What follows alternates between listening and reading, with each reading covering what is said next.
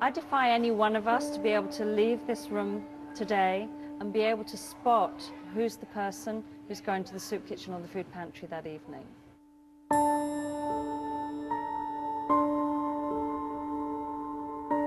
The faces we're seeing are working families, husband and wife walking in together with their children in their hand. Hunger has taken on a total new face. City Harvest is serving over 250,000 people a week. We know that over 1 million people are turning to emergency food every year. Many of them have homes, many of them have jobs, many of them have a good degree of education, whether college or high school. So the face of hunger isn't what we might have imagined. It's changing. You might find this hard to believe. 2 weeks ago, a person with a PhD, because they weren't working, walked into this pantry, got us as a referral, and said, I don't have food. Over the last month or so, we have been seeing an additional 270 new people. Most of the agencies that City Harvest is taking food to are reporting a significant increase in the number of families and families with children that are visiting them to get a good, nutritious meal into them. Tomato, broccoli, cantaloupe, pineapple. Everything is so high. The food is so high, clothes, everything. And this is a really helpful thing to everyone. You know, every family in America, it's a helpful thing to them. And I thank you for this. Mothers tell us that they have to go with less to make sure their children have sufficient. As long as I can come here and get something for them to eat, and I know they going to bed and their stomachs is full, God bless my day.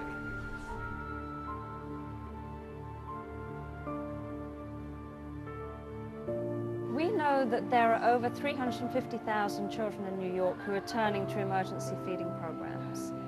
These are children who are already living in very low-income neighborhoods, going to quite tough schools. Where the next meal is coming from shouldn't be another level of stress for children in New York City. It feels painful when you want to eat and your stomach's growling. I think you can't, like, you focus on eating, that you can't focus on your work. When I have good lunch, I feel like I can answer my questions better.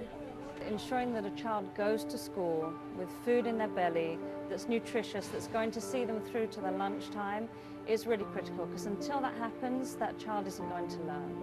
A lot of the children that come to our nutrition education classes actually come hungry. I mean, sometimes we work with after-school programs, and we usually have to buy a snack up front before we even start the class, because some kids come in and they're lethargic, they're slow, they have no energy.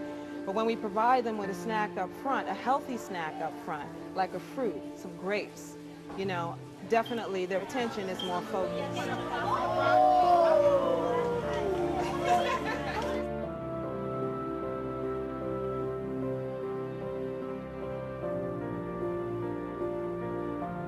Some of the ways City Harvest is addressing the lack of good quality, affordable, nutritious food in low-income neighborhoods is really looking for some very creative ways to begin to create that access.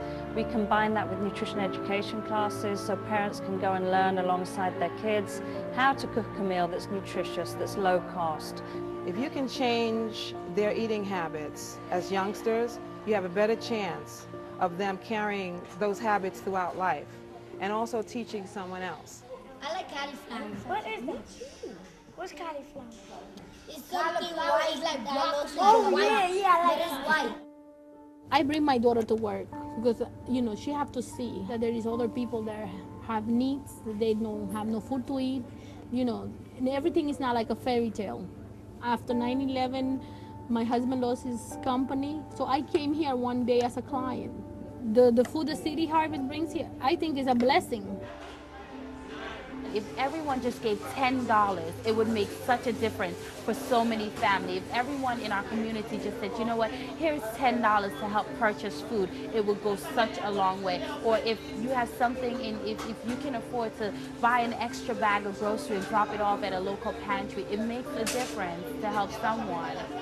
I believe if every person have a heart or a passion to see someone else being fed, that if they were to contribute just a little more, or begin contributing, or to tell a friend or a neighbor or co-worker that hunger is real, let us do something about it. I think the impact would be great and things would change. Every drop, every donation, every penny means so much to them. It makes such a difference.